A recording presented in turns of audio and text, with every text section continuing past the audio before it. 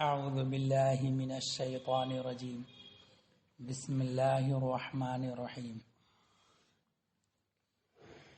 عفا اللہ عنک لما اذنت لهم حتی یتبین لک الذین صدقوا وتعلم الکاذبین۔ اللہ تمہیں معاف کرے۔ یہ جملہ بولا جاتا ہے عرب کے محاورے میں تعظیم و توقیر کے لیے اور آئندہ تسلی کے لیے۔ لما اذنت لهم، تم نے انہیں کیوں اذن دے دیا؟ چونکہ لما اذنت لهم آ گیا ہے کہ تم نے اذن کیوں دے دیا، تو یہ جملہ نبی کریم صلی اللہ تعالیٰ علیہ وسلم کے قلب مبارک پر بار نہ ہو، اس لیے پہلے فرمایا کہ عفا اللہ عنکا، کہ اللہ تمہیں معاف کرے۔ اور اذن دینے کا معاملہ یہ ہے کہ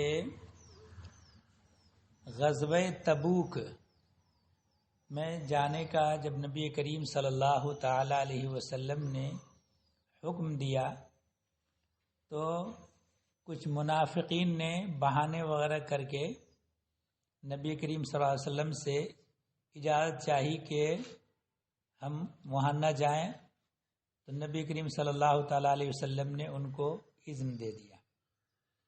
اسی بات پر ہے کہ لما اذنت لهم، تم نے انہیں کیوں اذن دے دیا؟ حتی یتبین لک الذین صدقوا، جب تک نہ کھلے تھے تم پر سچے اور ظاہر نہ ہوئے تھے جھوٹے۔ کچھ تو واقعتاً جنگ میں جانے کے لیے معذور ہوتے ہیں جو بہت بیمار ہوں، عورتیں، بچے، یا جو ضعیف العمر بوڑھا ہو چکا ہے وہ۔ اور کبھی نبی کریم صلی اللہ تعالیٰ علیہ وسلم حکمت اور مصلحت کے تحت کچھ افراد کو اس آبادی عورتوں بچوں کی نگرانی اور حفاظت کے لیے چھوڑ جاتے، تو باقی سب لوگوں کو جانا تھا۔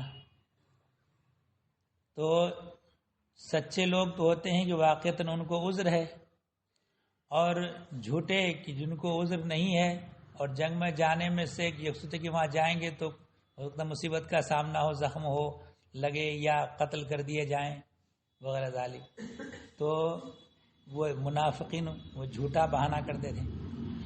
فرمایا کہ جب تک نہ کھلے تھے تم پر سچے اور ظاہر نہ ہوئے تھے جھوٹے، لا یستأذنک الذین یؤمنون باللہ والیوم الآخر ان یجاہدوا باموالہم وانفسہم،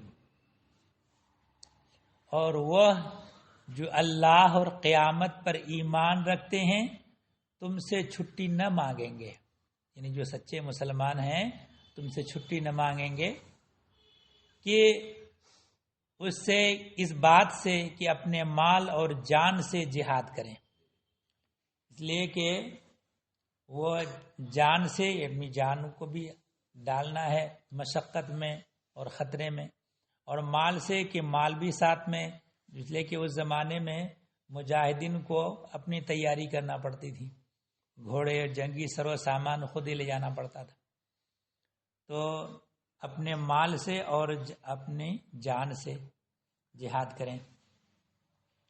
واللہ علیم بالمتقین، اور اللہ خوب جانتا ہے پرہیزگاروں کو، جو نیک اور پرہیزگار ہیں اللہ تعالیٰ ان سب کو خوب جانتا ہے۔ انما یستأذنک الذین لا یؤمنون باللہ والیوم الآخر، اور تم سے یہ چھٹی وہی مانگتے ہیں جو اللہ اور قیامت پر ایمان نہیں رکھتے، یعنی منافق ہی چھٹی مانگتے ہیں۔ ورتابت قلوبہم،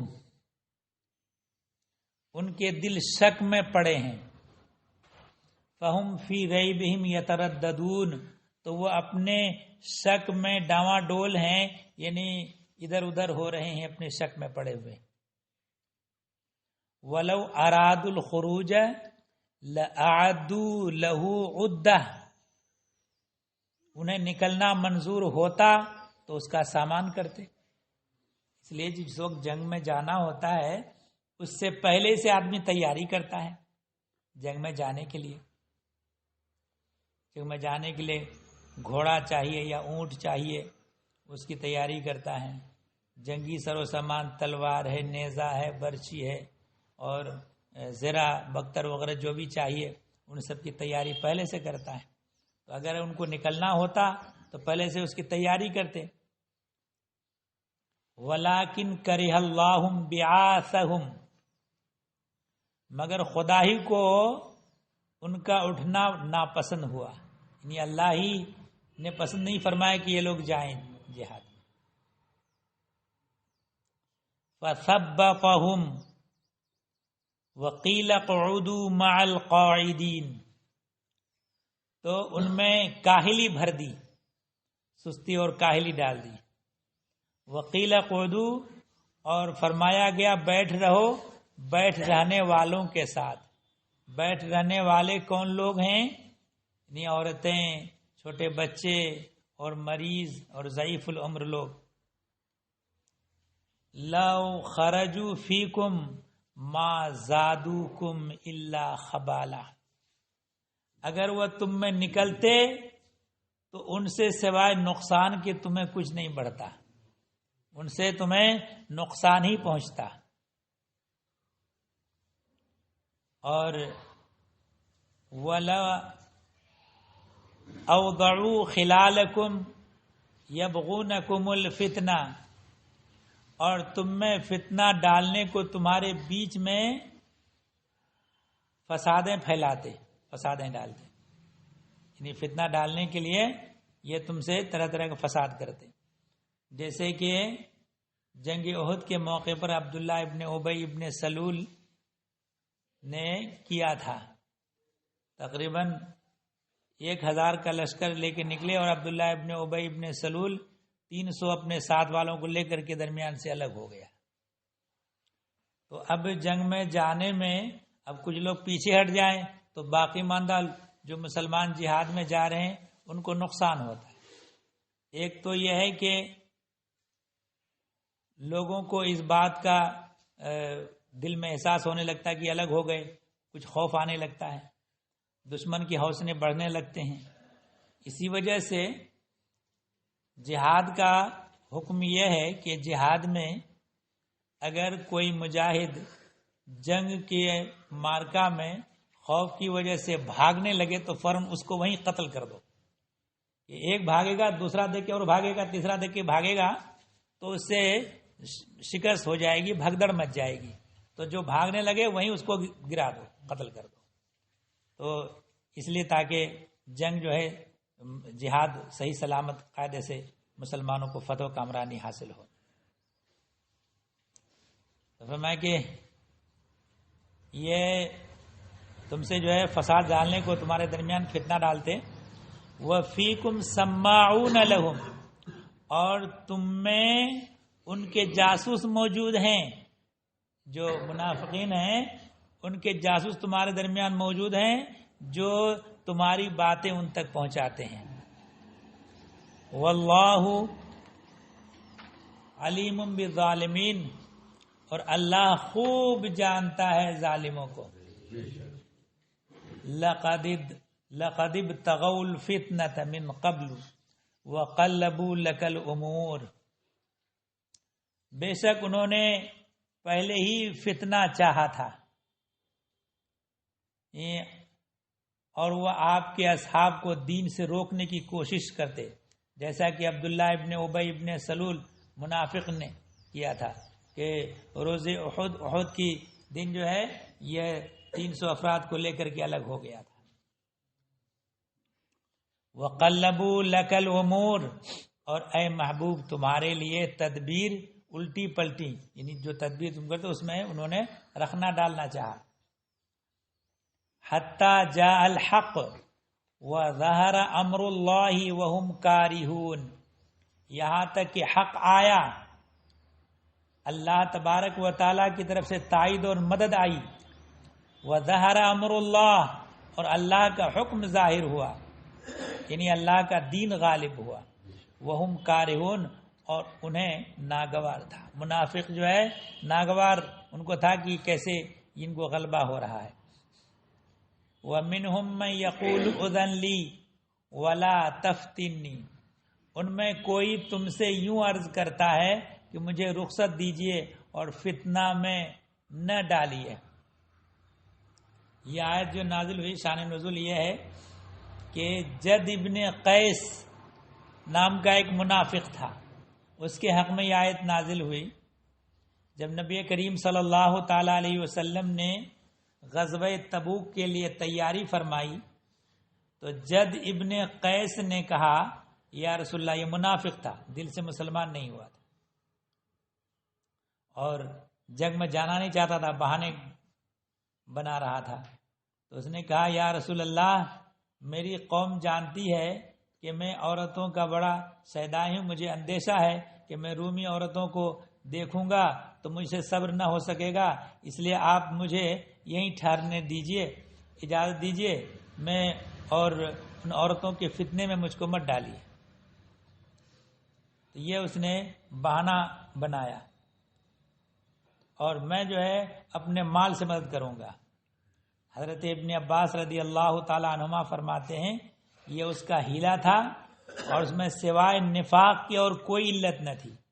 رسول کریم صلی اللہ تعالی علیہ وسلم نے اس کی طرف سے منہ پھیر لیا اور اسے اجازت دے دی، اور اس کے حق میں یہ آیت نازل ہوئی۔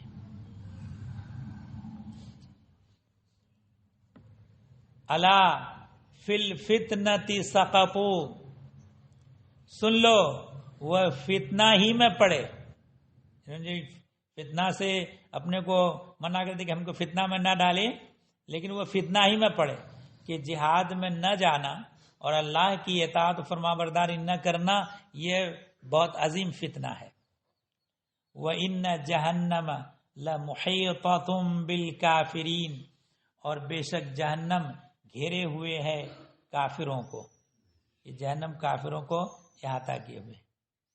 وَإِن تُصِبْكَ حَسَنَةٌ تَسُؤْهُمْ، اگر تمہیں بھلائی پہنچے تو انہیں برا لگے۔ ظاہر سی بات ہے کہ جو دین کے دشمن ہیں، اللہ کے دشمن ہیں، تو مسلمان کو جب بھلائی پہنچتی ہے تو ان کو برا لگتا ہے۔ وَإِن تُصِبْكَ مُصِيبَةٌ يَقُولُوا قَدْ أَخَذْنَا أَمْرَنَا مِنْ قَبْلُ، اور اگر تمہیں کوئی مصیبت پہنچے تو کہیں ہم نے اپنا کام پہلے ہی ٹھیک کر لیا، کہ ہم بہانہ بنا کے رک گئے۔ وَيَتَوَلَّوْا وَهُمْ فَرِحُونَ، اور خوشیاں مناتے پھر جائیں۔ قُلْ لَن يُصِيبَنَا إِلَّا مَا كَتَبَ اللَّهُ لَنَا، تم فرماؤ ہمیں نہ پہنچے گا مگر جو اللہ نے ہمارے لیے لکھ دیا ہے، ہمیں جو اللہ نے ہمارے لیے لکھ دیا ہے وہی پہنچے گا، اور اس کے علاوہ نہیں۔ ہوا مولانا، وہ ہمارا مولا ہے۔ وعلی اللہ فلیتوکل المؤمنون، اور مسلمانوں کو اللہ ہی پر بھروسہ کرنا چاہیے۔ قل هل تربصون بنا الا احدى الحسنيين، تم فرماؤ تم ہم پر کس چیز کا انتظار کرتے ہو مگر دو خوبیوں میں سے ایک کا؟ دو خوبیوں میں سے ایک یعنی یا تو جہاد میں جب جاتے ہیں مسلمان تو بس دو خوبیوں میں سے ایک ان کو ملنا ہے، یا تو اللہ کی رضا کی طلب میں وہ شہید ہو جائیں اور ان کو جو دلی مراد اور مقصود ہے حاصل ہو جائے، یا یہ کہ اللہ تعالی ان کو کافروں کے اوپر غلبہ عطا فرمائے اور وہ اس غنیمت کے ساتھ اور فتح مند ہو کر کے وہاں سے لوٹیں۔ دو ہی مقصد، دو ہی چیز ہے، یا تو اللہ تعالیٰ کامیابی سے ہمکنار کرے، جنگ فتح ہو حاصل کر کے اور مال غنیمت لے کر لوٹیں، یا درجہ شہادت حاصل کر لیں۔ اور شہادت ان حضرات کو بہت ہی زیادہ محبوب اور پسندیدہ تھی، اسی وجہ سے حضرت خالد بن ولید رضی اللہ تعالی جب ان کا آخری وقت آیا تو میدان جنگ میں وہ شہید نہیں ہوئے، اپنے بستر ہی پہ ان کا وصال ہوا، اور آخر عمر میں وہ کہنے لگے کہ اللہ تعالی ہمت دے ان بزدلوں کو، اللہ تعالی ہمت دے ان بزدلوں کو کہ 100 سے زیادہ جنگوں میں شریک رہا ہوں اور جسم کا کوئی حصہ نہیں بچا جہاں زخم نہ لگا ہو، اور شہادت کی تمنا اور آرزو دل میں ہی رہ گئی، اور آج بستر پر ہماری موت ہو رہی ہے۔ اللہ ذرا غور کیجیے، 100 سے زیادہ جنگوں میں شریک رہے حضرت خالد بن ولید رضی اللہ عنہ، تو شہادت کو حضرات بہت زیادہ محبوب و پسندیدہ رکھتے تھے۔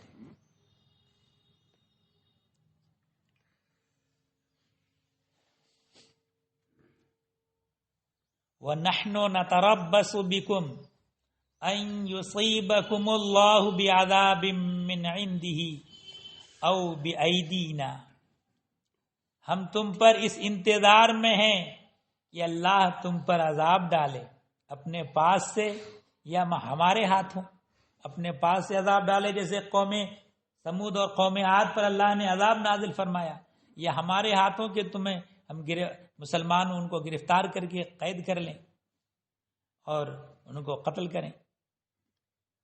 فَتَرَبَّصُوا إِنَّا مَعَكُمْ مُتَرَبِّصُونَ، تو اب راہ دیکھو، ہم بھی تمہارے ساتھ راہ دیکھ رہے ہیں، یعنی تمہارا کیا انجام ہوتا ہے ہم بھی دیکھیں گے۔ قُلْ أَنفِقُوا طَوْعًا أَوْ كَرْهًا لَن يُقْبَلَ مِنْكُمْ، تم فرماؤ دل سے خرچ کرو یا ناگواری سے، تم سے ہرگز قبول نہ ہوگا۔ وہ جو منافق نے کہا تھا کہ یہ جد ابن قیس منافق نے کہ ہم اپنے مال سے آپ کی مدد کریں گے، تو اس پر یہ کہا کہ تم اپنے دل سے خرچ کرو یا ناگواری سے، اللہ کے رسول تمہارا مال قبول نہیں کریں گے۔ انکم کنتم قوما فاسقین، بے شک تم بے حکم لوگ ہو، فاسق لوگ ہو۔ وما منعهم ان تقبل منهم نفقاتهم الا انهم كفروا بالله وبرسوله، اور وہ جو خرچ کرتے ہیں اس کا قبول ہونا بند نہ ہوا مگر اسی لیے کہ وہ اللہ اور اس کے رسول سے منکر ہوئے۔ یہ آیت بھی جد ابن قیس منافق کے جواب میں نازل ہوئی، جس نے جہاد میں نہ جانے کی اجازت طلب کرنے کے ساتھ یہ کہا تھا کہ میں اپنے مال سے مدد کروں گا۔ تو یہ حضرت حق تبارک و تعالی نے اپنے حبیب سید عالم صلی اللہ تعالی علیہ وسلم سے فرمایا کہ تم خوشی سے دو یا ناخوشی سے تمہارا مال قبول نہ کیا جائے گا، یعنی رسول اللہ صلی اللہ علیہ وسلم اس کو نہ لیں گے، کیونکہ یہ دینا اللہ کے لیے نہیں ہے، یہ تم اللہ کی رضا کے لیے دیتے تو قبول کیا جاتا۔ وَلَا يَأْتُونَ الصَّلَاةَ إِلَّا وَهُمْ كُسَالَىٰ، اور نماز کو نہیں آتے مگر جی ہارے، کاہلی اور سستی سے، کیونکہ اللہ کی رضا تو مطلوب نہیں ان منافقین کو، مسلمانوں کو دکھاوا چاہتے ہیں کہ تاکہ مسلمان اپنی طرح ہمیں بھی مسلمان سمجھیں اور ہمیں ہمارے اوپر کوئی مصیبت نہ آئے۔ وَلَا يُنْفِقُونَ إِلَّا وَهُمْ كَارِهُونَ، اور خرچ نہیں کرتے مگر ناگواری سے، کہ انہیں رضائی الہی کے لیے خرچ کرنا مقصود و مطلوب نہیں ہے۔ فَلَا تُعْجِبْكَ أَمْوَالُهُمْ وَلَا أَوْلَادُهُمْ، تو تمہیں ان کے مال اور ان کی اولاد کا تعجب نہ آئے۔ انما یرید اللہ لیعذبہم بہا فی الحیات الدنیا، اللہ یہی چاہتا ہے کہ دنیا کی زندگی میں ان چیزوں سے ان پر عذاب ڈالے، وبال ڈالے۔ وَتَزْهَقَ أَنفُسُهُمْ وَهُمْ كَافِرُونَ، اور کفر ہی پر ان کا دم نکل جائے، کفر ہی کی حالت میں وہ مر جائے۔ اور ظاہر سی بات ہے کہ ایمان پر اگر دم نکلے تو یہ سب سے بڑی کامیابی فائز المرام، اور اگر معاذ اللہ ایمان پر دم نکلے تو پھر ساری زندگی کا کیا دھرا سب اکارت ہے۔ اور آدمی عمل بھی ٹھیک ہونا چاہیے۔ اگر آدمی ایمان کے ساتھ عمل ٹھیک ہو تو اللہ تبارک و تعالی اپنے فضل سے اول مرحلہ میں اسے جنت میں داخل فرمائے، اور اگر عمل خراب ہے، یہاں تک کہ مسلم شریف کی حدیث میں موجود ہے کہ جس کے اندر رائی کے دانے کے برابر بھی ایمان ہو، یعنی بہت ضعیف ایمان لیکن ہو ایمان، تو اللہ تبارک و تعالی انہیں جہنم سے نکالے گا۔ اس حال میں نکالے گا کہ وہ جل کر کوئلہ ہو چکے ہوں، اور ان کو نہر حیات میں ڈالے گا، اور پھر نہر حیات سے وہ نکالے جائیں گے اس حال میں جیسے دانا کھیت میں جاتا ہے تو اس سے کوپل نکلتا ہے، ویسے پھر اس کے بعد اللہ تبارک و تعالی ان کا پورا جسم تیار فرمائے گا، ان کو جنت میں داخل فرمائے گا۔ تو ایمان اصل مقصود ایمان ہے۔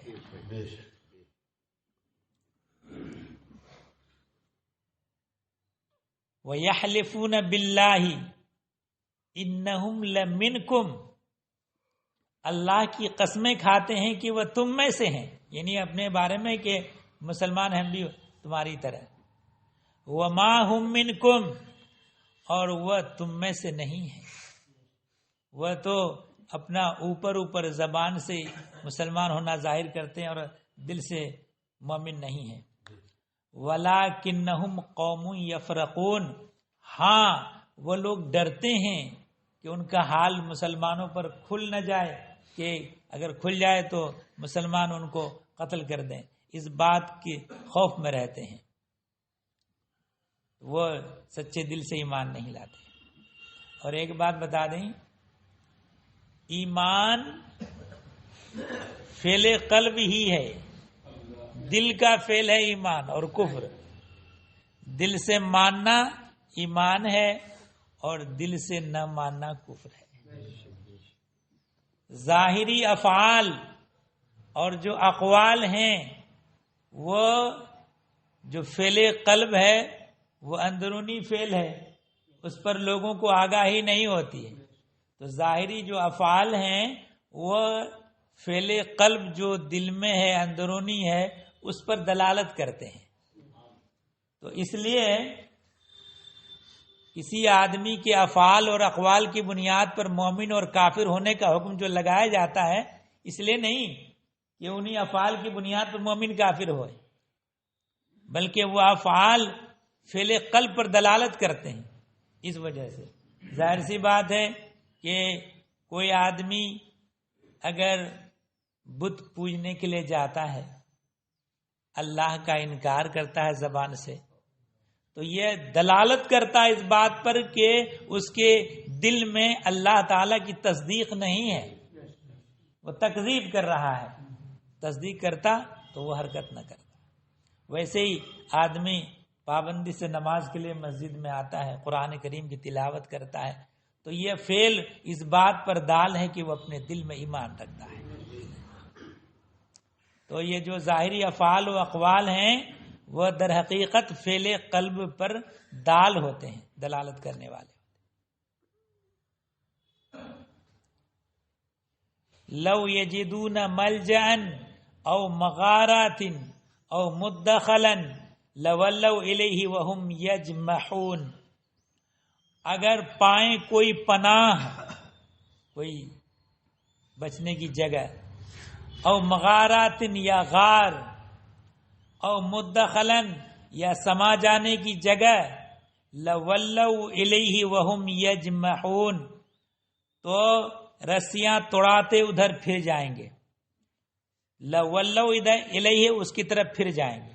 وہم یجمحون، جماحہ یجمحو بولا جاتا ہے اس وقت جب جانور جب بدک جائے تو رسی پکڑے آدمی ہو تو وہ ایک دم سے بھاگتا ہے اور رسی توڑانا چاہتا ہے، تو یہ ان لوگوں کا یہی حال ہے کہ اگر کوئی ایسی جگہ پائیں تو بالکل ایسے بھاگنے کر کے ادھر جانا چاہیں گے، رسی جیسے جانور رسی توڑانے کی کوشش کرتے ہیں۔ وَلَّوْا إِلَيْهِ وَهُمْ يَجْمَحُونَ، تو رسیاں توڑاتے ادھر پھر جائیں گے۔ وَمِنْهُمْ مَنْ يَلْمِزُكَ فِي الصَّدَقَاتِ، اور ان میں کوئی وہ ہے کہ صدقے بانٹنے میں تم پر طعن کرتا ہے۔ یہ آیت نازل ہوئی ذوالخویسرہ تمیمی کے حق میں۔ اس شخص کا نام ہرقوس ابن زہیر، اور یہی خوارج کی اصل ہے۔ جو خارجی جو پیدا ہوئے تو خارجیوں کی اصل یہی آدمی ہے، بنیاد ہے۔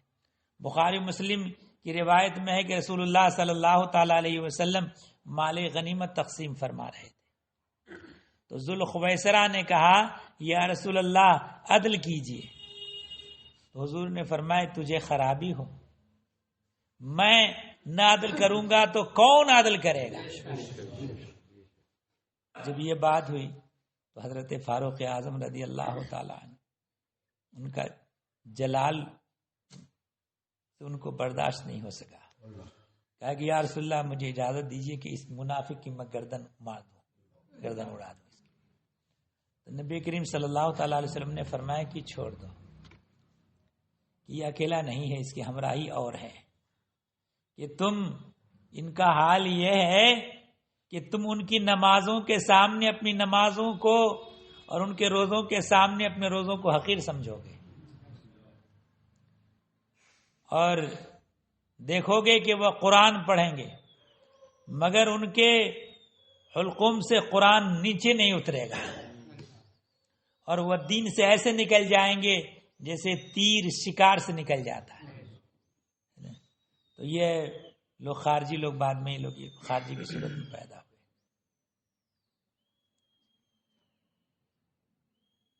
فَإِنْ أُعْطُوا مِنْهَا رَضُوا، تو اگر ان میں سے کچھ ملے تو راضی ہو جائیں، وَإِنْ لَمْ يُعْطَوْا مِنْهَا إِذَا هُمْ يَسْخَطُونَ، اور نہ ملے تو جبھی وہ ناراض ہیں۔ وَلَوْ أَنَّهُمْ رَضُوا مَا آتَاهُمُ اللَّهُ وَرَسُولُهُ وَقَالُوا حَسْبُنَا اللَّهُ سَيُؤْتِينَا اللَّهُ مِنْ فَضْلِهِ وَرَسُولُهُ،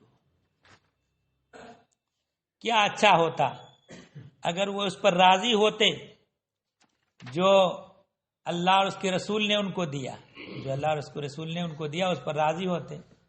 وقالوا، اور کہتے حسبنا اللہ، ہمیں اللہ کافی ہے، سیؤتینا اللہ من فضلہ، ہمیں اللہ اپنے فضل سے اور اس کا رسول، ہمیں اللہ اپنے فضل سے اور اللہ کا رسول، ہمیں اللہ ہی کی طرف سے رغبت ہے، یعنی یہ ہمیں اللہ تعالیٰ ہی دیتا ہے۔ سیؤتین اللہ، کہ اب دیتا ہے ہمیں اللہ اپنے فضل سے اور اللہ کا رسول۔ انا الی اللہ راغبون، ہمیں اللہ ہی کی طرف رغبت ہے، ہم اللہ ہی کی طرف رغبت رکھتے ہیں۔ ان کو یہ کہنا چاہیے تھا، تو اگر ایسا کہتے تو کیا ہی اچھا ہوتا۔ اللہم صلی علی سیدنا